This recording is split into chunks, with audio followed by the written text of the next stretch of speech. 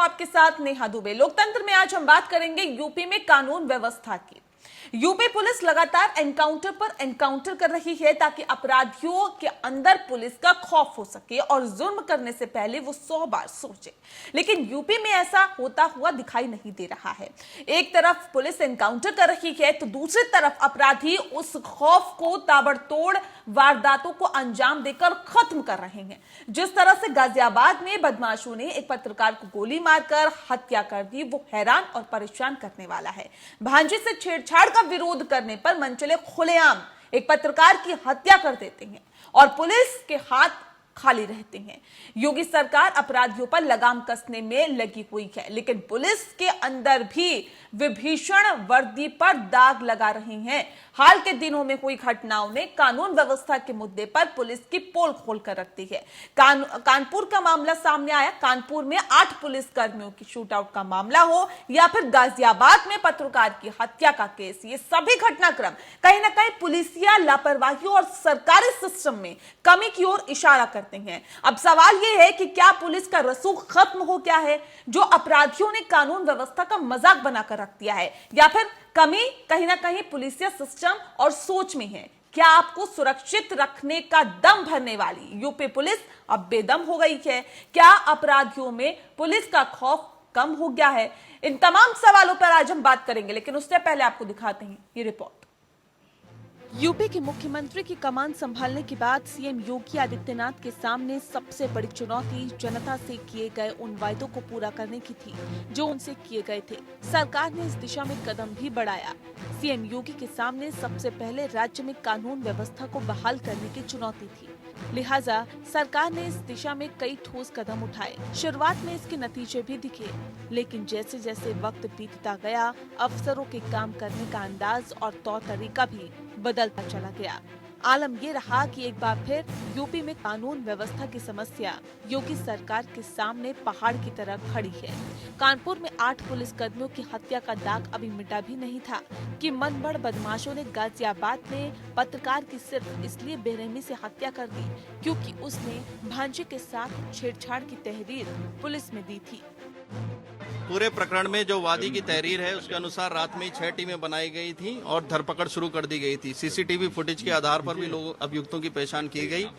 पूरी कार्रवाई करते हुए कुल मिलाकर के 9 लोगों को पुलिस ने रातों रात गिरफ्तार किया। इसी में ही जो एक मुख्य जिसने गोली चलाई थी, छोटू नामक जो युवक है, उसको भी पुलिस ने गिरफ्तार किया है। उससे अवैध तमंचा भी जो है वो बरामद किया गया है। पत्रकार विक्रम जोशी को विजयनगर इलाके में बदमाशों ने घेरकर गोली मार दी। उन्हें ना तो कानून का डर था और ना ही पुलिस का खौफ। इस घटना के बाद कोई कैसे कह सकता है कि कानून व्यवस्था दुरुस्त है और अपराधियों में प्रशासन का डर? सवाल पुलिस पर भी है कि मामला दर्ज होने के बाद उसने क्या कार्रवाई की। फिल्मों की तरह इस मामले में भी उसकी एंट्री तब हुई जब सारा खेल खत्म हो चुका था और बदमाश घटना को अंजाम दे चुके थे। मृतक पत्रकार विक्रम जोशी के परिजनों का आरोप है कि पुलिस ने शिकायत के बाद भी आरोपियों के खिलाफ कोई कार्रवाई नहीं की।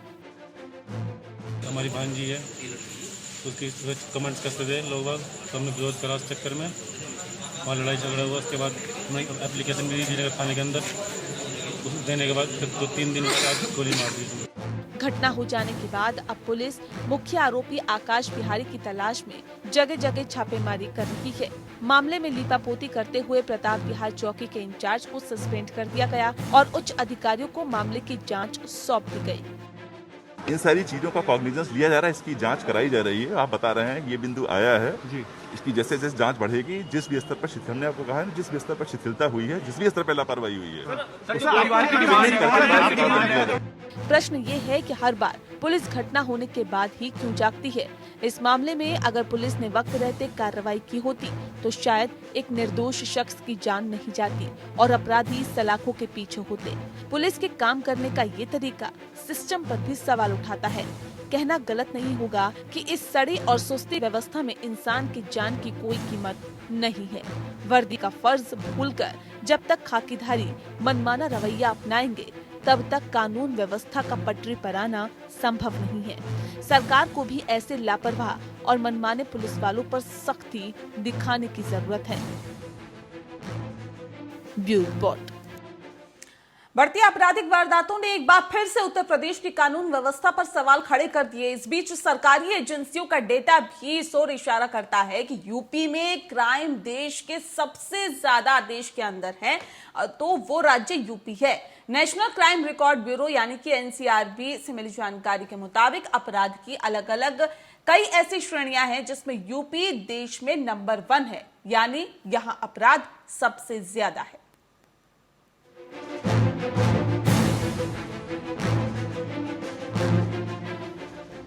नेशनल क्राइम रिकॉर्ड ब्यूरो यानी एनसीआरबी से मिली जानकारी के अनुसार 2018 में देश भर में 50,74,634 अपराध दर्ज किए गए थे।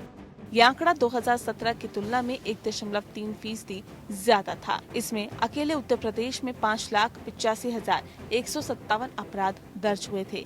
इस हिसाब से 2018 में देश भर में जितने भी क्राइम रिकॉर्ड हुए, उनमें से सबसे ज्यादा 11.5% मामले अकेले यूपी में दर्ज किए गए।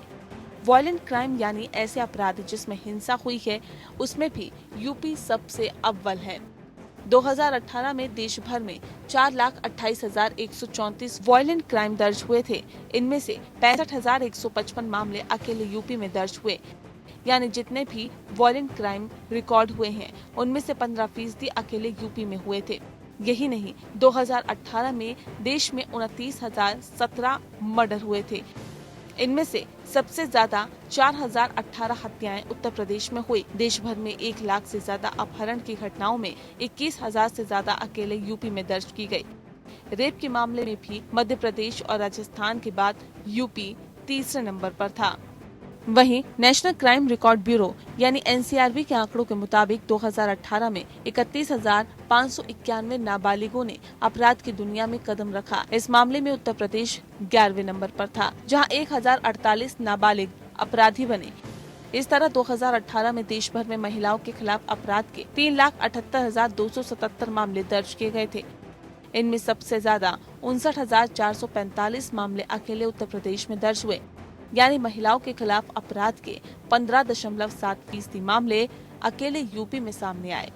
आंकड़े बताते हैं कि 2018 में जितने अपराध हुए, उनमें 55,08,190 लोगों को गिरफ्तार किया गया। सबसे ज्यादा 8,01,743 गिरफ्तारियां तमिलनाडु में हुई। इसके बाद 7,12,215 लोग उत्तर प्रदेश में गिरफ्तार हुए।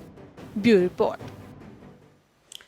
जी हाँ, तो सवाल इस बात को लेकर है कि तमाम कोशिशों के बावजूद भी सरकार तमाम कोशिश कर रही है कि उत्तर प्रदेश में कानून व्यवस्था पटरी पर आए, लेकिन बावजूद इसके कानून व्यवस्था बेपटरी हो चुकी है।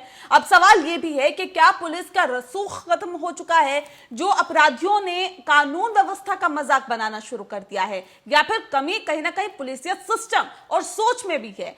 क्या आपको सुरक्षित रखने का दम भरने वाली उत्तर प्रदेश की पुलिस अब बेदम हो गई है? क्या अपराधियों में पुलिस का खौफ नहीं रह गया है, लिहाजा इस तरह की वारदातों को अंजाम दिया जा रहा है? ये तमाम ऐसे सवाल है जिन पर आज हम डिबेट करेंगे। हमारे साथ खास मेहमान हैं, उनसे आपका तारुफ करा देते हैं। मेजर आशीष नेता सपा हमारे साथ जुड़ गए हैं। आशीष जी, बहुत स्वागत है आपका। सूर्य कुमार शुक्ला जी हमारे साथ जुड़ गए हैं, पूर्व आईपीएस है सूर्य कुमार शुक्ला जी, आपका भी बहुत स्वागत है। शबनम पांडे जी हमारे साथ जुड़ गई हैं, जो कि प्रवक्ता हैं बीजेपी की, बहुत स्वागत है शबनम जी आपका। सबसे पहला सवाल मेरा सूर्य कुमार शुक्ला जी आपसे है, क्योंकि तमाम कोशिशें सरकार कर रही है कि कानून व्यवस्था को पटरी पर लाया जाए, उत्तर प्रदेश के वो हालात ना रहे जो कि पहले रहा करते थे। बावजूद इसके उत्तर प्रदेश के हालात जस के तस बने हुए हैं। क्या वजह इसके पीछे आप मानते हैं? नेहा जी, आपने जो आंकड़े बताए हैं वो इस बात की गवाही हैं कि उत्तर प्रदेश पुलिस ने यह संकल्प लिया है कि हम कोशिश करेंगे कि हर व्यक्ति की शिकायत दर्ज हो। और मेरा आपसे निवेदन यह है कि आपने बहुत अच्छी भूमिका, बहुत अच्छी प्रस्तावना रखी है, लेकिन अगर बहुत ज्यादा जोर आंकड़ों पे हम लोग देंगे ना, तो क्या होगा कि यही संदेश अगर विरोधी पार्टियों से, अगर मीडिया से ये संदेश जाएगा पुलिस के पास, तो पुलिस के कप्तान, पुलिस के दरोगा कहेंगे ठीक है, मुकदमा ज्यादा मत लिखिए, लोग हल्ला मचा रहे हैं। तो आम पब्लिक का अहित हो जाएगा। इसलिए अच्छी पुलिस वो होती है जो आंकड़ों की चिंता न करे, जो इस बात की चिंता करे कि हर आदमी की शिकायत दर्ज हो, कार्रवाई हो। लेकिन सर ऐसा नहीं हो रहा। उन मामलों में जो झूठे शुक्ला मुकदमे लिखाते हैं, शुक्ला साहब ऐसा नहीं हो रहा।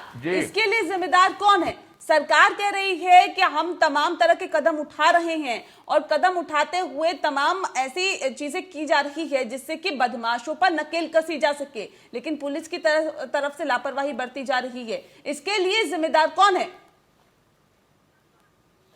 अरे मैं आपको बताऊं कि ये गलतफहमी हो गई है, या मैं हो सकता है कुछ लोगों का कोई कारण हो जिसकी वजह से उन्होंने ये गलतफहमी फैलाई हो।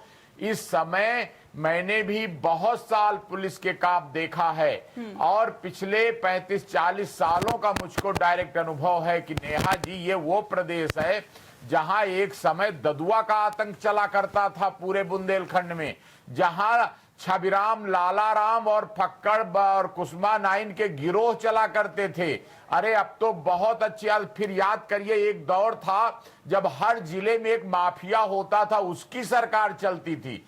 अब तो हालत बहुत अच्छी हो गई है नेहा जी, और पब्लिक को उस तरह ये कोई नहीं कह सकता कि कोई माफिया जो है बड़े आराम से सरकार पे दबाव बना के और पुलिस पे दबाव बना के पब्लिक को परेशान कर रहा है। अब ऐसी हालत नहीं है, बेदम नहीं है पुलिस, बिल्कुल दमदार पुलिस है। अभी आपने देखा कि कानपुर में एक बदमाशी किया, एक को मौत के घाट उतार दिया जाता है। एक माँ और एक बेटी ये कहती है कि पुलिस हमारी सुनवाई नहीं कर रही, लिहाजा यही वजह रही कि हमें लखनऊ में जाकर आत्मदाह करने की कोशिश करनी पड़ी। ये हालात और ये स्थितियां प्रदेश में बनी हुई है। इसके बाद अगर आप ये कह रहे हैं कि हालात बेहतर है, तो सर ये समस्या परे नहीं लगता थोड़ा? हाँ बिल्कुल। अरे वो वाले केस में जो आप जिक्र कर रही ना नेहा जी, तो उसमें तो ये हुआ था कि बाद में पता लगा कि कुछ लोगों ने उसको भड़काया था कि तुम वहां पर लोक भवन के सामने लखनऊ में आत्मदाह कर लो, आग लगा लो और बच जाओगी, और तुमको सर भड़काने में किसी की जान चली जाती है क्या? और पूरा भड़काने में किसी की जान चली जाती है क्या? भड़काने में किसी की जान चली जाती है? उस माँ की जान चली गई है। अपनी राजनीतिक उल्लू सीधा करने के लिए ये नहीं करना चाहिए था, बहुत गलत हो गया था उनसे, नासमझी हो गई थी। मैं तो कहता हूँ एक बात जरूर कहूंगा नेहा जी कि अगर जड़ से हम लोग अपराध को मिटाना चाहते तो हमको दो काम करना पड़ेगा। अपने जो मुकदमे हैं इनको हम जल्दी तय कराना शुरू कर दें। अब जैसे जमीन के मुकदमे हैं 20-20, 30-30 साल चल रहे हैं, उसी में लड़ाई हो जाती है। इसी तरह क्रिमिनल जो है हिस्ट्री सीटर, वो जमानत करा के आ जाते हैं। तो हमको न्याय का जो दंड प्रणाली है उसको और टाइट करना पड़ेगा, और कोई गैंगस्टर के जेल के बाहर न रहना पड़े, ये टाइट करना पड़ेगा। प्राथमिकी क्या होती है अगर कोई मामला सामने आता है? उसमें प्राथमिकी क्या होती है? इंसान पुलिस के पास जाता है या पुलिस इस पे कार्रवाई करती है? जब सर पुलिस ही कार्रवाई नहीं करेगी तो वो केस कैसे कोर्ट तक पहुंचेगा और कैसे उस शख्स को इंसाफ मिलेगा जो पीड़ित है? आपने सुना तो ये इस मामले में भी पुलिस ने 151 में पहले पकड़ा जो उसमें परेशान कर रहे थे, लेकिन वो जमानत पर छूट आते हैं। और पुलिस को कोई एक भी दिन की सजा करने का थोड़ी अधिकार होता, वो तो अधिकार न्यायालय को है। और इसी तरह कोई पुलिस को जमीन के हक तय करने का थोड़ी मुकदमे का अधिकार है, ये अदालत सिविल मुकदमे को है। अब आप सिविल अदालतों का हाल देखती हैं, 20 साल 30 साल लाखों विवाद चल रहे हैं नेहा जी। और अगर ऐसा आप ये कह रहे हैं कि खाकी जल्दी से फैसला हो जाए तो ये झंझट ना हो। किसी भी तरह के कोई दाग नहीं है, खाकी अपना कर्तव्य निभा रही है। लेकिन सवाल इस बात को लेकर है शबनम पांडे जी कि खाकी तो अपना काम कर रही है, बावजूद इसके प्रदेश में क्राइम का ग्राफ रुकने का नाम नहीं ले रहा, क्यों? देखिए नेहा जी, जो आपने आंकड़े दिखाए वो 2018 के थे, और आज के अगर कुछ आंकड़े मैं सामने रख सकूंगी तो आप समझेंगी कि किस तरीके से पुलिस या व्यवस्था को हमारे माननीय उत्तर प्रदेश के मुख्यमंत्री योगी आदित्यनाथ जी बेहतर कर रहे हैं। 17,000 से ज्यादा अपराधियों ने जमानत निरस्त कर न्यायालय में आत्मसमर्पण किया।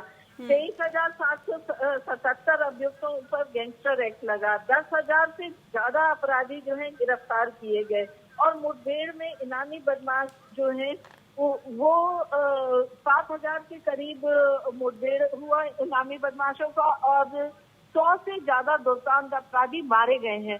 और आजकल भी अखबारों में आप लगातार देख रहे होंगे कि किस तरीके से अपराधियों पे लगाम लगाया जा रहा है, उनका एनकाउंटर किया जा रहा है, उनको गिरफ्तार किया जा रहा है। और साथ साथ जो संगठित अपराध है वो जिस तरीके से अभी हमारे पुलिस के पूर्व जो पुलिस के अधिकारी थे उन्होंने बताया कि तरह तरह के डकैतों के और माफियाओं का राज चलता था। ये संगठित अपराध करने वाले आज समझिए उत्तर प्रदेश में नगण्य के करीब है। और आंकड़ों के खेल में हमारी सरकार कतई नहीं फंसना चाहती, जबकि आंकड़े भी कम हुए हैं, लेकिन आंकड़ों को कम करने का निर्देश कहीं से नहीं दिया गया, सभी के एफआईआरों में थी। इस केस में भी देखिए, शबनम जी, ठीक है, उन्नाव आप में- जो आंकड़े बता रहे हैं, आप आंकड़े बता रही हैं, लेकिन सवाल इस बात को लेकर है जो हालिया जो घटनाएं सामने आ रही है, मैं उसका जिक्र कर रही हूँ। विकास दुबे का मामला हो, 8 पुलिसकर्मी शहीद हो जाते हैं, बिना तैयारी के पुलिस वहां पहुंचती है। बात अभी पत्रकार की हत्या का हो, जो गाजियाबाद में पत्रकार की हत्या हुई है, सरेआम उसकी हत्या कर दी जाती है, गोलियों से भून दिया जाता है उसके बच्चों के सामने। क्या इस मामले पे पुलिस को अब कार्रवाई नहीं करनी चाहिए? कार्रवाई भी की है तो उसकी डेथ के बाद एफआईआर दर्ज हुई है। तीसरी घटना ये कि वो माँ बेटी जिनको लखनऊ जाना पड़ा आत्मदाह करने के लिए, ये बताने के लिए कि पुलिस हमारी नहीं सुन रही है। मैम, इस तरह की स्थिति अगर प्रदेश में है तो क्या पुलिस की कार्यप्रणाली पर सवाल नहीं उठेंगे क्या?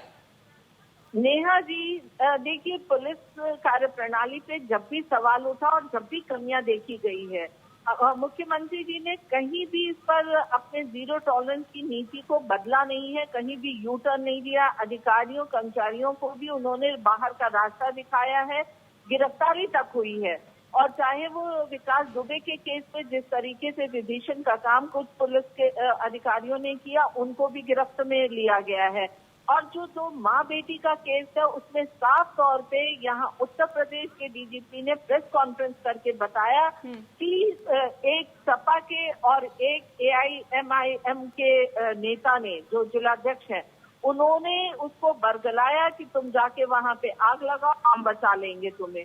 तो कहीं न कहीं भोली भाली जनता को कभी कभी विपक्षी पार्टियां भी इस तरीके का रोल अदा करते हैं, जैसे कि विधानसभा के सड़कों पे आलू गिराने का काम सपा के कार्यकर्ताओं ने किया और उस पर जब पकड़ में आए तो सब मुंह छिपा के अंदर बैठ गए। तो हमें कहीं न कहीं राजनीति में आने वाले लोगों को भी देखना पड़ेगा कि अपनी राजनीति को स्वच्छ रखें। ठीक है, आशीष जी से रिएक्शन ले लेते हैं। आशीष जी, कानून व्यवस्था को पटरी पर लाने का काम राजनीतिक पार्टियों को करना चाहिए, चाहे विपक्ष की हो चाहे सत्ता पक्ष की हो। बावजूद इसके अगर इस तरह के गंभीर आरोप सपा पे लग रहे हैं तो क्या जवाब है आपका? जवाब देखिए, शुरुआत करते हैं योगी आदित्यनाथ पे चल रहे मुकदमों से।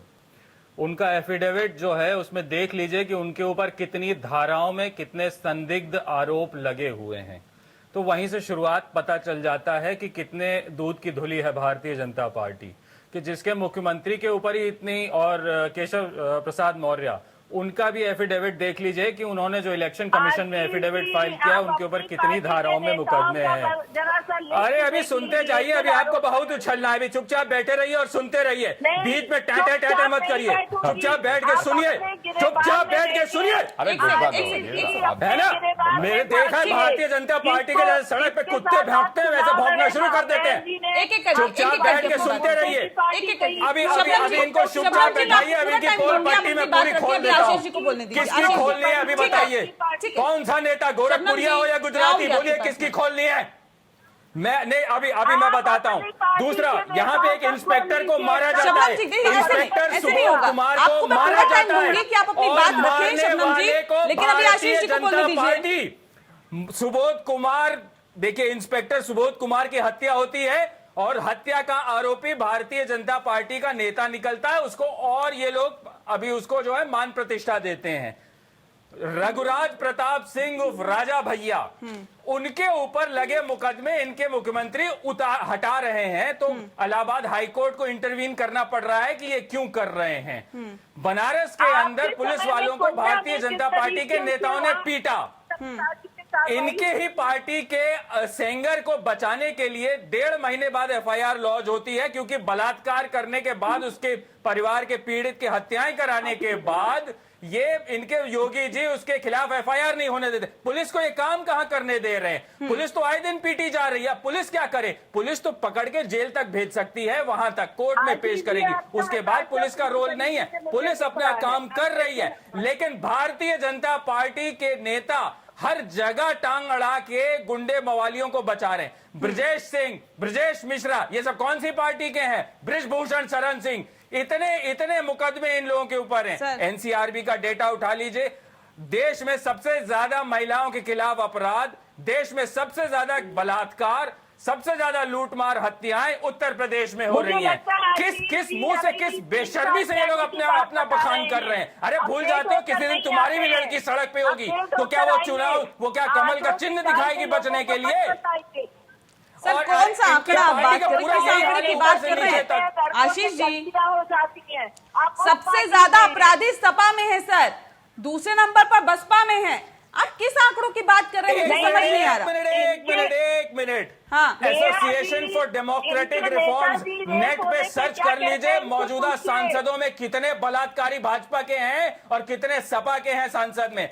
विधायकों के मुकदमे ले नेट पे लीजिए, सर्च करने की कितने जरूरत सपा नहीं पे है। हैं, गूगल आप पे बता सर्च दीजिए कर ना, लीजिए। आप बताइए गूगल आपकी पे पार्टी सर्च में, कर आप लीजिए। बताइए ना अरे आपकी जितने पार्टी में, सब तो तुम्हारी पार्टी आपकी में, पार्टी अरे में तुम्हारा कितने ऐसे मुख्यमंत्री सांसद हैं जिन पर भ्रष्टाचार के आरोप लग रहे हैं, जिन पर बलात्कार के आरोप लग रहे हैं, जिन पर कई मुकदमे दर्ज है? जिस पुलिस वाले ने उसका खुलासा किया उसको तुमने सस्पेंड कर दिया।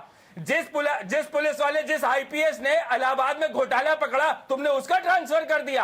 पुलिस वालों के ऊपर रौब दिखा रहे हैं। अभी रो रहे थे पिछले साल में, अभी 22 के बाद फिर रोएंगे इसी पुलिस के आगे। इनके योगी आदित्यनाथ आंसू बहा बहा के रोएंगे। आने दीजिए, जरा सत्ता परिवर्तन होने दीजिए। इनकी जितनी ये जो पाप की लंका इनने चला रखी है उसको कैसे ढाया जाएगा ये हम आपको दिखाएंगे। ठीक है, शबनम जी कुछ कहना चाह रही हैं, सुन लेते हैं। आपके नेताजी क्या कमेंट करते हैं कि लड़कों से गलतियां आती हैं, पर आप महिलाओं पे आंसू बहा रहे हैं जब विपक्ष में, जब पक्ष में रहते हैं तो आप बलात्कारियों के अरे साथ खड़े बलात्कारियों होते को हैं। बचाना विपक्ष छोड़ में रहते दीजिए। हैं तो आक्षेप चिन्मयानंद, करने वालों के साथ जो खड़े होते हैं। जो ये तो नाबालिग हमारे लड़कियों आगे तो से किसी है, जो नाबालिग लड़कियों से मसाज करा रहा है वो आपका एमपी है, और उसका जेल से निकलने पे आप स्वागत करा रहे हैं और फिर बात करेंगे। अरे किसी दिन आपकी लड़की भी, इसी दिन आपकी लड़की भी बाजार जाएगी, तब भी वहाँ यही लोग होंगे, तब बजाते रहिएगा डमरू, है ना शबनम जी? तब डमरू बजाइएगा, या आप भी किसी दिन जाएंगी, तब जब कुछ हो जाए तो डमरू बजाइएगा भाजपा का। आशीष जी आपको पूरा मौका दिया मैंने। आशीष जी, आपको मैंने पूरा मौका दिया कि आप अपनी बात रखें, ना मैंने बीच में रोका, ना टोका और ना शबनम जी को बोलने दिया। अब आप चुप रहिए और अब शबनम जी बोलेंगी, वो अपनी बात रखना चाहती हैं। शबनम जी नहीं तो ये बोल रही थी ना, तो हम ठीक क्यों है, बोलने देंगे भाई? सुन लीजिए ना, जब आप बोल रहे हैं तो सुनने का भी पेशेंस रखिए ना, धैर्य रखिए थोड़ा सा। सर शबनम जी, नहीं तो वो तो इनको रखना चाहिए ना, ठीक है, वो तो ठीक। बीच में बोल रही थी, हम तो जैसे को तैसा देंगे। नहीं रख सकते, हम गांधी जी नहीं है कि इधर मार लिया तो इधर मार लो। आज जिस तरीके से ये लोग संरक्षित करते थे अपराधियों को, वो संरक्षण पाए हुए अपराधी मुठभेड़ में या तो मारे जा रहे हैं या गिरफ्तार किए जा रहे हैं, और सब एक एक करके जब गिरफ्तार हो रहे हैं तो इनकी हताशा दिख रही है। इसीलिए ये किसकी जनकुंडी खोल रहे हैं। जनकुंडी खोलना है तो पहले अपने पार्टी की खोलिए। मायावती जी के साथ जब चुनाव लड़ रहे थे, मंच से मायावती जी ने कहा था आपकी पार्टी के लिए कि गुंडों की पार्टी है, और जिस तरीके से गुंडे आपके राज में चला, आज आंकड़े साफ तौर पे दिखा रहे हैं। अगर आप अपडेट नहीं होके आए तो पुराने आंकड़ों पे मत बहस करिए, नए आंकड़े देखिए। 2019-20 में जो आंकड़े भी दिखा रहे हैं, जबकि हमारे सरकार ने साफ तौर पे कहा है कि एक एफआईआर होगा। चाहे तीनों केसेस देखिए, सभी में एफआईआर हुआ है। चाहे महिला जो जली है उनका भी एफआईआर हुआ था, दोनों बच्चों का एफआईआर वहाँ के थाने में। पर उसके बावजूद अगर पुलिसकर्मी ने कहीं लापरवाही की है तो वो सस्पेंड किए गए और निष्पक्ष जांच होगी और उन्हें दंडित किया जाएगा।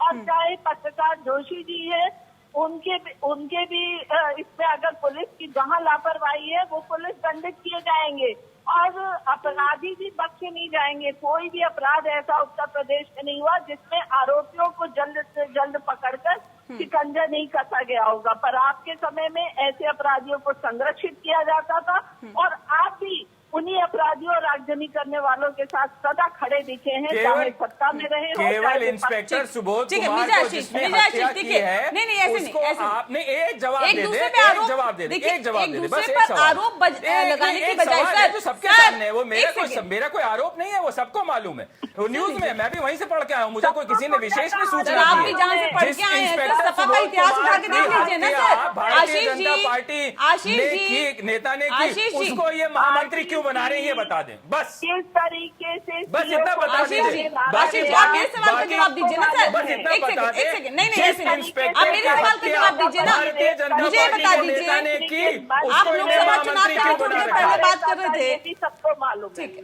ठीक है सर, मुझे बता दीजिए सपा की नहीं, तरफ से एक क्या जवाब कुछ- तो देना। पूरे भी आपके व्यूअर्स भी जानना चाहेंगे कि एक इंस्पेक्टर की हत्या करने वाले को भाजपा इतना प्रोत्साहन मंच पे बुला के माला पहनाना ये सब क्यों कर रही है, इसका जवाब दें। मैं आपसे जो सवाल कर रही नहीं नहीं, आप जवाब दीजिए। सवाल पे सवाल मत करिए, बचने की कोशिश मत करिए। देखिए शबनम जी, बचने की कोशिश मत करिए, जो पूछा गया है वो बताइए अगर कोई जवाब है। रघुराज प्रताप सिंह के खिलाफ आपकी योगी सरकार मुकदमे वापस क्यों ले रही है, ये बताइए। और देव करने ये पे बताइए। भी वो क्यों मुख्यमंत्री के साथ मंच पे शान से खड़ा रहता था, बताइए।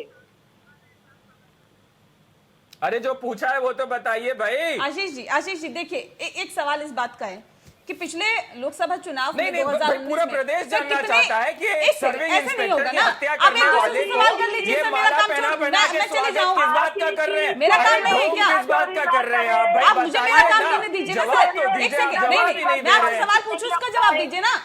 आशीष जी, सवाल इस अभी बात को कानपुर लेकर में है, एक इनका दूसरे किडनैपिंग पर केस आप में आरोप इन्हीं लगा के रहे हैं। भारतीय जनता पार्टी का नेता पकड़ा गया, क्या करें? आरोप थोड़ी लगा रहा हूं, जो अखबार में पढ़ा है वही बता रहा हूं। आरोप तो ये होता है कि मैं कहूं इनने ये किया, अरे जो अखबार में है मैं तो वो बता रहा हूं।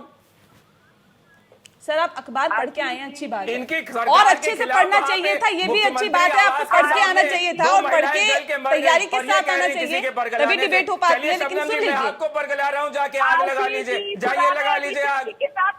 शबनम जी, मैं आपको बरगला रहा हूँ, जाके आग लगा लीजिए। क्या आप लगाएंगी आग? शबनम जी आप लगाएंगी आग? शबनम जी आप लगाएंगी आग? आशीष नहीं जी, लगाएंगी तो फिर आशीष जी। दूसरों पे आरोप क्यों भाई कि उनके बरगला दिया, उनने आग लगा ली। चलिए मैं आपको शबनम जी, बताना चाहूंगा। एक सेकंड, आप आगे एक लगाइए सेकंड रुक शबनम जी। जाइए आप। देखिए एक सेकंड। भारतीय जनता पार्टी के जो ड्रामेबाजी आप लोग करते हैं ना, बहुत टुच्चे सर की करते हैं, बहुत ही ज्यादा।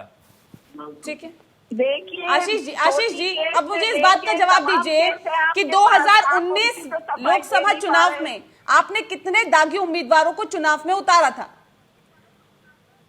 बताइए। 2000 अरे आप जो मेरा सवाल है पहले वो बताइए आप ना। मुझसे सवाल पूछेंगे क्या? अगर आप मुझसे सवाल पूछेंगे क्या? डेमोक्रेटिक आप मुझसे सवाल पूछेंगे क्या? मैं तो बता रहा हूँ, आप मुझसे सवाल पूछेंगे? आज जो मौजूदा संसद है नहीं, आप उसमें मुझसे सवाल देख लीजिए पूछेंगे कितने क्या? जो मैं आपसे भारतीय सवाल जनता पूछ रही हूँ, पार्टी के सर, 30 सपा- सांसदों सपा पे बलात्कार के मुकदमे पहले हैं, नंबर पे थी बलात्कार दागी के। उम्मीदवारों को 30 चुनाव में सांसदों उतारने इनकी में, पार्टी के ऐसे लोगों को संरक्षण देने में क्यों सपा की सरकार गई? क्यों सपा की सरकार गई? मुझे जवाब दीजिए। सपा का एक भी नहीं है, आप नेट पे चेक कर लीजिए, आप नेट पे चेक कर लीजिए, एक सर भी आप नहीं मुझे है। नेट पे चेक करने और के लिए भारतीय मत जनता बताइए, पार्टी के 30 आप है। नेट पे चेक करके आइएगा नेक्स्ट नहीं, टाइम आप जब भी क्यों नहीं डिबेट चेक में करेंगे? आए, आप पढ़ क्यों नहीं चेक करेंगे? बिल्कुल चेक करेंगे। हाँ आप बिल्कुल, क्यों आपको चेक करके आना जो चाहिए facts है वो आप कि चेक करेंगे। सपा आपका चैनल समाजवादी पार्टी मनगढ़ंत कहानी पहले सुना नंबर थोड़ी पे थी चलेगा दागी कि उम्मीदवारों को भारतीय जनता उतारने पार्टी में। के यूं मंजीरा बजाते रहते हैं जैसे कुछ चैनल बैठ के, वो सब नहीं चलेगा यहाँ पे। या तो हमें बुलाइए मत। पड़ी थी और उनको पेंशन देने की बात तक कर रही थी, जो सीए के प्रदर्शन में आगजनी अरे लखनऊ सुबोध में कुमार कर के रहे थे, उसके हत्यारे को साथ क्या सपा क्या खड़ी थी। क्या मंत्री बनाएंगे? सपा अच्छा को पहले ये बताइए, ऐसा इंस्पेक्टर सुबोध कुमार के हत्यारे को भारतीय जनता पार्टी क्या मंत्री बनाएगी? ये बताइए। सूर्य कुमार शुक्ला जी अरे बताइए ना। ठीक है ठीक है ठीक है, इसको पॉलिटिकल एंगल मत दीजिए। मैं जहां तक इस डिबेट को लेके जाना चाहती हूँ, निष्कर्ष तक पहुंचाना चाहती हूँ, प्लीज सवालों के जवाब दीजिए। देखिए एक दूसरे पर आरोप मत लगाइए प्लीज। सूर्य कुमार शुक्ला जी, सवाल इस बात को लेकर है, जो हालात और जो स्थितियां फिलहाल देश में बनी हुई है सर, उसमें पुलिस प्रशासन पर सबसे ज्यादा सवाल उठ रहे हैं। दुबे हत्याकांड यानी कि विकास दुबे जो पूरा मामला हुआ, उसके अंदर जो पुलिसकर्मी वहां पर गए, सबसे पहले ये आरोप लगा कि वो बिना तैयारी के गए, बिना तैयारी के वो एक ऐसे बदमाश को पकड़ने जाते हैं जो कि कुख्यात बदमाश है, जिसके ऊपर तकरीबन 60 से ज्यादा हत्या के मुकदमे दर्ज हैं। तो ऐसे में सवाल इस बात को लेकर होता है कि क्या यहाँ पर पुलिस की कार्यप्रणाली सवालों के घेरे में नहीं आती है। दूसरा मामला जो हाल ही में पत्रकार की हत्या हुई, सर क्या पुलिस में अब वो गुस्सा नहीं है जो 8 पुलिसकर्मी के शहीद होने पर हुआ था? पत्रकार की मौत हो गई या पत्रकार की हत्या कर दी, तो क्या ये गलत नहीं है? लेकिन पुलिसकर्मी 8 शहीद हो गए तो उसके पीछे अब पुलिस हाथ धोकर पड़ गई थी कि इस बदमाश को गिरफ्तार करना है, और किया, एनकाउंटर हुआ उसका, और अब वो गुस्सा कहां गया पुलिस का? बिल्कुल नेहा जी, बहुत वाजिब चिंता है आपकी। और ये मैं क्लियर कर दूं आपको कि जो ये कानपुर वाली घटना में जिसमें पुलिसकर्मी शहीद हुए, तो निश्चित रूप से पुलिस धोखे का शिकार हुई। और कारण ये था नेहा जी कि ये नहीं उम्मीद की गई थी, पुलिस को उम्मीद नहीं थी कि जो आदमी राजनीतिक हो चुका है, जिसकी बीवी चुनाव लड़ चुकी है, जीत चुकी है जिला परिषद के चुनाव में, और खुद भी वो चुनाव लड़ चुका है, तो ऐसे राजनीतिक हो चुका आदमी या उसका परिवार पुलिस पे गोली चलाने लगेगा, ये उम्मीद नहीं थी। जैसे कभी कभी हो जाता, आप धोखा खा जाते हैं, आप असलहे लिए हैं लेकिन एकदम से अगर गोली आएंगी तो लग जाएंगी, उस तरह धोखा हुआ ये पुलिस को। और दूसरी बात, आपने शंका व्यक्त की कि पुलिस ने शायद बदला लेने के लिए जुट गई, बात ये नहीं थी। आपने वो महसूस किया हुआ, पूरे प्रदेश की जनता ने ये परेशान हो गए लोग कि अरे अगर पुलिस को इस तरह से लोग घेर के मारेंगे, तो भले वो किसी पार्टी, किसी मजहब, किसी जाति के हों, तो आम जनता का क्या होगा। इस कारण पुलिस के अधिकारियों में भी ये चिंता का विषय हुआ कि इसमें बहुत सख्त कार्रवाई होनी चाहिए, ताकि पब्लिक का भरोसा कानून व्यवस्था पर, पुलिस पर रिस्टोर हो जाए। आपने एक सवाल उठाया गाजियाबाद में, अरे ये उतनी नहीं, उससे भी ज्यादा संवेदनशीलता का सवाल है। लेकिन नेहा जी, कभी कभी मजबूरी पुलिस विभाग की ये हो जाती है कि जैसे 1 ही 2 दिन पहले उस बदमाश को, वो जो छेड़खानी कर रहे थे, पुलिस ने पकड़ा और पकड़कर मजिस्ट्रेट के सामने पेश किया, और दुर्भाग्य की बात की लोगों ने लग करके उसकी जमानत करा दी।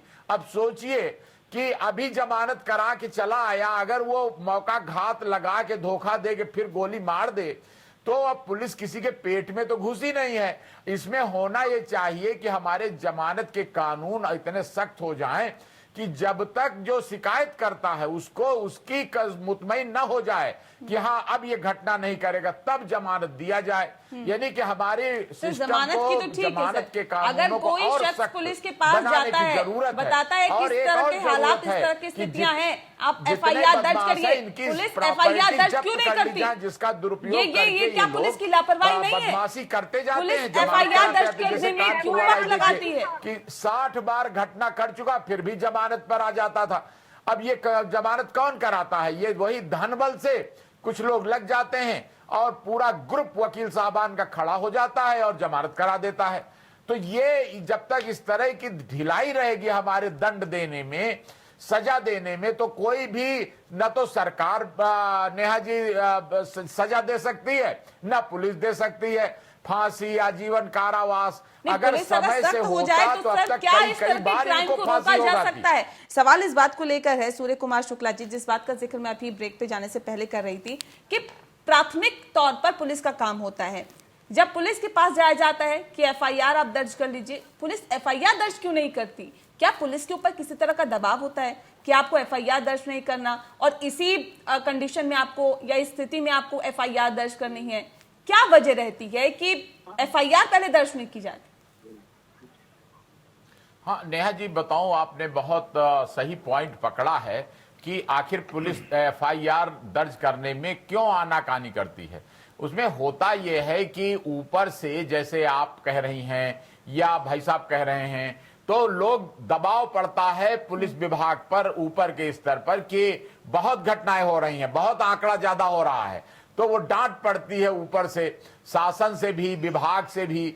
तो नीचे के जो दरोगा स्तर के, थाना अध्यक्ष स्तर के अधिकारी होते हैं, वो डरते हैं, सोचते हैं कि अगर हम मुकदमा लिख लेंगे तो ये होगा कि तुम्हारे क्षेत्र में घटनाएं बहुत हो रही हैं। और ठीक है। दूसरा एक ठीक और है कारण शबनम जी, होता है क्या इस तरह कि का ये इस इतने तरह का बदमाश दबाव होते रहता है क्या कोई- सरकार की तरफ से कि अगर एफआईआर दर्ज कर ली जाती है तो उस थाने के इंचार्ज को पकड़ लिया जाता है कि भाई आपके थाने में घटनाएं ज्यादा हो रही है, आपका ट्रांसफर कर दिया जाएगा, क्या वजह है, क्यों हो रही है? और यही वजह है कि बिल्कुल, पुलिस बिल्कुल। ये मानसिक कहीं ना दबाव रहता कहीं है। एफआईआर दर्ज करने में कतराती है। शबनम जी, देखिए नेहा जी, इस बात से मैं कतई सहमत नहीं हूँ, क्योंकि पहले निश्चित तौर पे इस तरह का हुआ था, पर जब से माननीय योगी आदित्यनाथ जी की सरकार है, ये एफआईआर करने पे कहीं कोई दबाव नहीं है। जबकि इसके ठीक उल्टे बार बार मुख्यमंत्री जी ने इस बात को कहा है कि एक एक एफआईआर होगा और आरोपियों, अगर कोई कांड होता है तो आरोपियों को जल्द से जल्द पकड़ने का काम पुलिस करे। ये दबाव आज की पुलिस पे है। और जो केस पे हम चर्चा कर रहे हैं, जिस पर हमारा ये डिबेट चल रहा है, इस केस में भी एफआईआर दर्ज किया गया था और इसी एफआईआर दर्ज होने से वो बौखलाए हुए उन लोगों ने होशआवाज खोते हुए इस तरह का कांड किया है। पर इस पर कहीं भी मैं इस तरीके से नहीं कि पुलिस का पक्ष लेती हूँ, क्योंकि हमारे शासनकाल में उत्तर प्रदेश में जब से योगी आदित्यनाथ जी ने शासन संभाला है, पुलिस पर पूरा दबाव है कि एक भी अपराध ना होना पड़े होए। लेकिन एफआईआर होने के बाद बौखलाहट में अगर कोई इस तरह का करता है तो वो उसको भी ये सबक मिलेगा कि 9 अपराधियों को पकड़ लिया गया है और उनके पास से वो तमचे भी बरामद कर लिए गए हैं। और पूरी संवेदना है हमारी सरकार के उस परिवार से, और पूरी तरीके से न्याय देगी सरकार, क्योंकि जिस तरीके से उन बौखलाहट में उन लोगों ने एक हमारे दिवंगत पत्रकार की हत्या की है, उनकी हत्या न्याय तो ठीक है मैम, लेकिन कम से कम उस परिवार के साथ जो हुआ सो हुआ, वो और किसी परिवार के साथ ना हो। अगर इस तरह से छेड़छाड़ का विरोध करने की सजा ये है तो लोग तो बोलती बंद रखेंगे, लोग तो बोलना ही अब छोड़ देंगे कि अगर हमने इसके खिलाफ कुछ बोला तो पता चले कि अगली उसकी गोली का निशाना हम हो जाएं। नेहा जी, इसीलिए देखिए चंद घंटों में आरोपियों को पकड़ लिया गया है और उन पर जो मुकदमा दर्ज होगा, उनकी गिरफ्तारी के बाद मुकदमा दर्ज होगा और पूरी तरीके से देखिए अब न्याय के पाले में ये चला जाएगा और न्याय इसमें न्यायालय से निश्चित तौर पे मिलना ही चाहिए।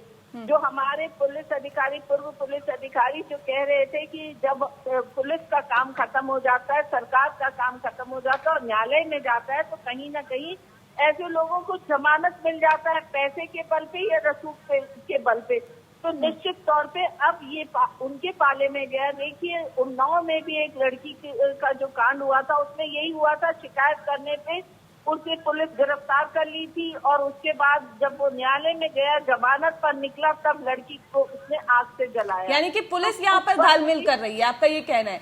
सूर्य कुमार शुक्ला जी के पास मैं जाऊंगी कि आखिर पुलिस का इस तरह का रवैया कब तक रहेगा और क्यों आखिर इस तरह का रवैया पुलिस रखती है, लेकिन उससे पहले रुक करते हैं आशीष जी का। आशीष जी, सवाल इस बात को लेकर है कि सरकार का तो ये कहना है कि हम अपने स्तर पर काम कर रहे हैं। सर, सरकार इसी सबसे बड़ा जो मुद्दा था वो कानून व्यवस्था का ही था कि कानून व्यवस्था को बेहतर किया जाएगा। चुनावों में यही एक सबसे बड़ा वायदा और दावा किया गया था कि उत्तर प्रदेश में कानून व्यवस्था खराब है और सपा की सरकार ने कानून व्यवस्था को खराब कर रखा है। और ऐसे में क्या आपको लगता है कि पुलिस की कार्यप्रणाली की वजह से कहीं ना कहीं सरकार पर निशाने साधे जा रहे हैं? देखिए, पुलिस पे मैं उंगली नहीं उठाऊंगा क्योंकि पुलिस अपना काम करती हुई दिख रही है कई जगह पे। वो उनके ऊपर जो दबाव बनाया जा रहा है उस वजह से क्राइम जो है नहीं रुक रहा है। अब पुलिस वाले क्या करेंगे जब 160 मुकदमे जो झेल रहे हैं वो खुले घूम रहे हैं, उनको सुरक्षा मिल रही है, अपराधियों के मुकदमे वापस ले रही है सरकार, तो पुलिस क्या करेगी? जब अपराधियों के मुकदमे आप वापस ले लेंगे, जब हत्या करने वालों को आप मंच पे बैठा के सम्मानित करेंगे, तो आप अपराध तो बढ़ा रहे हैं, रोक कहाँ रहे हैं? तो पुलिस क्या कर लेगी उसमें? पुलिस तो बाउंड है, it is answerable to the government, state government. तो वो अगर वहीं से जो अपराध को बढ़ावा दिया जा रहा है, अब रघुराज प्रताप सिंह राजा भैया के मुकदमे आप वापस लेंगे तो आप क्या मैसेज दे रहे हैं उत्तर प्रदेश की पुलिस को और उत्तर प्रदेश के माफियाओं को? क्या क्या मैसेज दे रहे हैं सर आप? ये भी तो जब बात आप है सुबोध ना। कुमार के सर, ये हत्यारे भी को तो- मंच ये पे भी तो बैठाएंगे, है ना तब आप कि क्या विकास मैसेज दुबे दे रहे हैं जैसे- उत्तर सर, प्रदेश सुनिए, पुलिस को? ठीक है, आप जिस बात को कह रहे हैं विकास दुबे की हत्या इसलिए कराई गई क्योंकि वो नाम खोलने वाला था भाजपा के विधायकों का, इसीलिए तो ब्राह्मण नाराज है सर, आज। लेकिन आपकी भी तो उसको सरकार थी, विकास दुबे तब की क्यों नहीं हत्या उसे से पकड़ कोई लिया परेशानी गया? नहीं थी, तब क्यों नहीं लेकिन उसके विकास जिससे दुबे नाम जिन उगलवा नामों लिए का गए? खुलासा करने जा रहा था, आशीष जी। इसलिए एक सरेंडर किए हुए अपराधी ने भागने की कोशिश की और आशीष उसको जी। मार दिया गया। ये तो आशीष ये तो जी, कहानी है समझिए सर भाजपा चीजों की को पोल समझिए। पट्टी। नहीं सिर्फ आप 2022 में आप थोड़ा देखिएगा, सुनिए तो सर, कहीं इत्तेफाक से जिम्मेदारी अखिलेश ने मुझे दे दी, तब तो इनका राम राम सत्य हो जाएगा। बिल्कुल सर सुन लीजिए आशीष जी, सवाल इस बात को लेकर है कि 2017 में भाजपा की सरकार बनी, ठीक है सर, उससे पहले तो आपकी सरकार थी। क्यों ये विकास दुबे जैसे गुंडे, बदमाश और ऐसे और तमाम जो बदमाश है वो पनपते रहे? क्यों आपकी सरकार ने वक्त रहते इन पर कार्रवाई क्यों नहीं की? इन्हें क्यों राशन पानी पहुंचाया गया? करी तो उन्होंने भी करी, कुछ कमियां जरूर रही होंगी, मैं ये मानता हूं, हर एक पे कार्रवाई नहीं हो पाती है। और एक रियलिस्टिक बात यहां भी है कि एक पुलिस का काम और सरकार का काम एक तब तक आता है जब तक कोर्ट में ना आ जाए। जब कोर्ट में आ जाता है तो फिर कोर्ट ही सजा देता है ना, सरकार और पुलिस तो सजा दे नहीं सकती, वो पावर कोर्ट के पास है। मुकदमे यहाँ चलते रहते, आप देखिए ना, अभी मैं आपको लिस्ट गिना दूंगा 40-45। अब विकास दुबे तो हमने अब नाम सुना, मैंने इससे पहले नाम नहीं सुना क्या था। कोर्ट ने सजा दी जब है? तक ये पुलिस वालों की हत्या नहीं, आशीष और जी, इतने बड़े आशीष बड़े जी, नाम आशीष हैं जी, जो सुन लीजिए सर, सुन उत्तर लीजिए। प्रदेश में, आपकी उनके खिलाफ बातों इनकी से मैं सरकार क्या वाकिफ कर हूं रही है? सर, उल्टा मुकदमे इत्तेफाक वापस ले रखती रही हूं है। सर, अगर कोर्ट में मामला है तो कोर्ट ही सजा देगा, कोर्ट ही आगे सजा सुनाएगा। लेकिन सवाल इस बात को लेकर है कि विकास लेकिन दुबे, सरकार ये कर सर, सकती है कि आप हत्याओं करने वालों को संरक्षण ना दें, उनको टिकट ना वही दें, चीज है, उनको वही मंत्री सवाल ना मैं आपसे बनाएं, पूछ उनको रही हूँ सरकार कि में क्या ना विकास बैठाएं। दुबे को आज संरक्षण मिल रहा था? इससे पहले संरक्षण नहीं मिला। तमाम सरकारें आई, तमाम सरकारें गई, वो सपा और बसपा बिल्कुल से अपनी मिला सबसे होगा, ज्यादा कहीं ना करीबियां कहीं बताता मिला था। होगा, तो कहीं ना सर कहीं क्या मिला आपकी होगा। सरकार लेकिन में आप विकास संरक्षण दुबे नहीं को दिया इतना गया बड़ा विकास माफिया दुबे मत जैसे बनाइए, और तमाम उससे बहुत बदमाशों को? बड़े-बड़े यहाँ बैठे हैं। नेहा जी, आप विकास दुबे को पकड़ के बैठिए, मैं कह रहा हूं विकास दुबे से 10 गुना बड़े अपराधी आज भी बैठे हुए हैं। वही सर मैं कह रही हूँ उनके खिलाफ आपसे, क्या हो रहा है? विकास दुबे जैसे और तमाम अपराधियों को अभी तक कौन पाल पोस रहा है? विकास दुबे तो गया, अब जो बिल्कुल, अपराधी भाजपा हैं उन्हें पाल पोस कौन रही है। पाल पोस रहा है सर? अरे सपा ने किस माफिया के खिलाफ मुकदमे वापस ले लिए, बता दीजिए। किसके मुकदमे वापस लिए? यहाँ तो योगी आदित्यनाथ बने, उनने सबसे पहले अपने मुकदमे वापस लेना शुरू किया जो उनके ऊपर मुकदमे थे। उसके बाद रघुराज प्रताप सिंह उर्फ राजा भैया, उनके मुकदमे वापस लेने। तो आप शबनम जी उत्तर को प्रदेश सुनिए। की पुलिस को क्या मैसेज दे रहे हैं, जनता को क्या मैसेज दे रहे हैं आप, ये बताइए ना। शबनम जी आप रहने दीजिए, अभी थोड़े दिन पहले आपके ही पार्टी के एक नेता दूसरी माले से कूद गए थे जब घंटी बज गई थी। ठीक उनके है, पति शुक्ला आए थे, सर, आप ही की पार्टी के नेता कूद गए शुक्ला थे। जी, सब शुक्ला जी, वीडियो ठीक है सर, सामने ठीक है। है, रहने दीजिए, बातें शुक्ला ना जी, खुलवाइए। शबनम जी अपनी बात रख लेते हैं, फिर मैं आपके पास आती हूँ। शुक्ला जी, शबनम जी, ठीक है सर, आशीष जी सुन लीजिए। शबनम जी, नेहा जी देखिए, आशीष जी बोल रहे हैं कि इनकी पार्टी जब सत्ता में थी तो आतंकवादियों का केस वापस लेने को थे, उनको बेकसूर साबित करने में लगे हुए थे। अयोध्या बम ब्लास्ट केस में भी इन्होंने सेम काम किया है, ये भूल रहे। और विकास दुबे के लिए आप बोल रही है, विकास दुबे को इतना संरक्षण मिला था कि साध्वी प्रज्ञा ठाकुर भी आतंकवादी हैं, वो तो आपने संसद में बैठा दिया है। साध्वी प्रज्ञा ठाकुर भी आतंकवादी मुकदमे चल रहे हैं, उनको आपके मोदी जी ने संसद में बैठा रखा है और उनके केसेस अभी भी चल रहे हैं आतंकवाद के विकास दुबे है ना? को चैलेंज दिया कि हम टिकट देंगे, तो ये लोग तो विकास दुबे को फलने फूलने के लिए रखे हुए थे, संरक्षित कर रहे थे। यही बौखलाहट आज में दिख रही है कि ऐसे तमाम जो 6000 अपराधी गिरफ्तार हुए हैं या मुठभेड़ में मारे गए हैं, ये इनके समय में ये तो आपकी पार्टी में जो अरे वीरप्पन की लड़की आपकी पार्टी में आ गई, ठीक वो दूध की शुक्ला जी, सवाल इस बात का है, ठीक है, क्योंकि मैं कार्यक्रम के अब आखिरी पड़ाव में हूँ, मुझे एक सवाल शुक्ला जी से पूछना है। शुक्ला जी, सवाल इस बात को लेकर है, जो हालात और जो स्थितियां फिलहाल प्रदेश में बनी हुई है, सर कानून व्यवस्था को पटरी पर लाना सबसे ज्यादा महत्वपूर्ण है। राजनीतिक पार्टियां राजनीति करती है सर, लेकिन आम जनता को अगर सरोकार है तो वो इस चीज से है कि कैसे कानून व्यवस्था पटरी पर आएगी, और हर पार्टी की तरफ एक उम्मीद भरी निगाहों से जनता देखती है। और यही वजह है कि ये उम्मीद लगा के बैठती है कि शायद ये सरकार पटरी पर कानून व्यवस्था को ले आए, ये सरकार ले आए। लेकिन ये तमाम उठापटक के बीच सबसे महत्वपूर्ण हो जाता है पुलिस का काम। पुलिस कब कैसे अपना काम बेहतर कर सकती है और कहां कमी आप देखते हैं? हाँ, बिल्कुल आपने नेहा जी जनता के हित की बात उठाई है, बहुत काम की बात है। और मैं बताऊं कि अब इससे ज्यादा अगर पुलिस का काम सुधारना है तो उसके 2-3 उपाय हैं। नंबर एक ये जो यूपी कोका का कानून आने वाला था, आपने सुना होगा, फिर वो विधान परिषद से रुक गया था। और मैं सभी बिना किसी भेदभाव के सभी पार्टियों से कहूंगा कि भाई सब लोग सपोर्ट करके पुलिस का जो ये कानून की पावर है वो मजबूत करो ताकि इनकाउंटर की जरूरत ही ना पड़े। नंबर 2 बात कि कोई भी हिस्ट्री सीटर जिनके लिए जमानतें हो जाती हैं तब तक इनकी जमानतें ना हो जब तक कि इनके मुकदमे खत्म ना हो जाएं।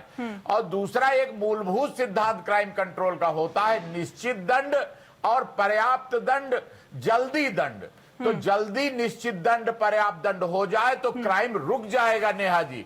और उसका तरीका यह है कि फिक्स कर दीजिए कि जैसे पुलिस को ऑर्डर है कि 90 दिन में चार्जशीट लग जानी है और उसी तरह ऑर्डर हो जाए कि अगले 90 दिन में मुकदमे का फैसला हो जाना है। और अगर हाई कोर्ट में अपील जाएगी तो 3 महीने में अपील तय हो जानी है।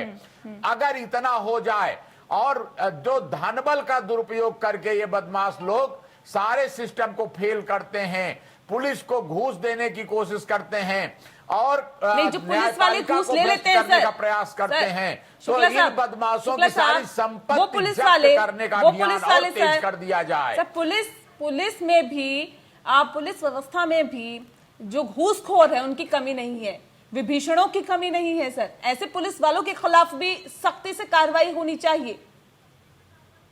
बिल्कुल, मैं तो इस बात का पक्षधर हूं नेहा जी कि हर जिले में एंटी करप्शन का एक ऑफिस खुल जाए जिसका यही काम हो कि वो जितने बेईमान हैं, चाहे वो पुलिस के हैं चाहे और कोई भी कर्मचारी हैं, उनको पकड़ करके जेल भेजें, उनकी संपत्ति जब्त करें। अभी हमारा एंटी करप्शन मैकेनिज्म जो है वो इतना दबाव नहीं बना पाता कि लोग घूस लेने में डरें।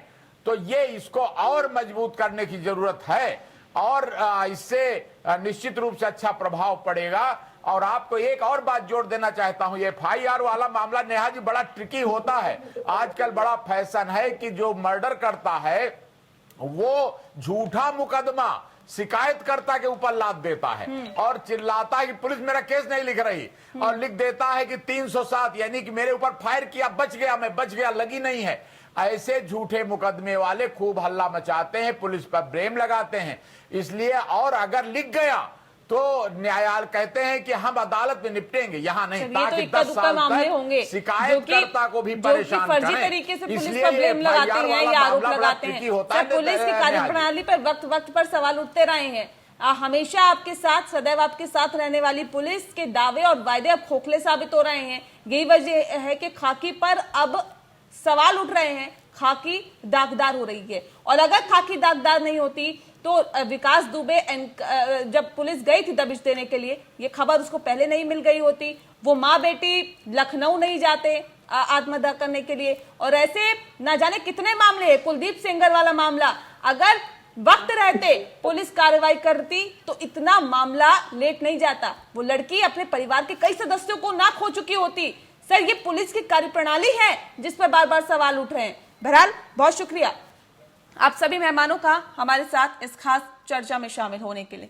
तो जाहिर तौर पर पुलिस की कार्यप्रणाली पर सवाल उठते रहे हैं और उठ भी रहे हैं, लेकिन पुलिस को ठीक करने की जरूरत है और ऐसे विभीषणों को बाहर निकालने की जरूरत है जो कहते हैं घर का बेदी लंका ढाए, उसी कहावत पर आगे बढ़ रहे हैं। इसी के साथ लोकतंत्र में इतना ही। नमस्कार।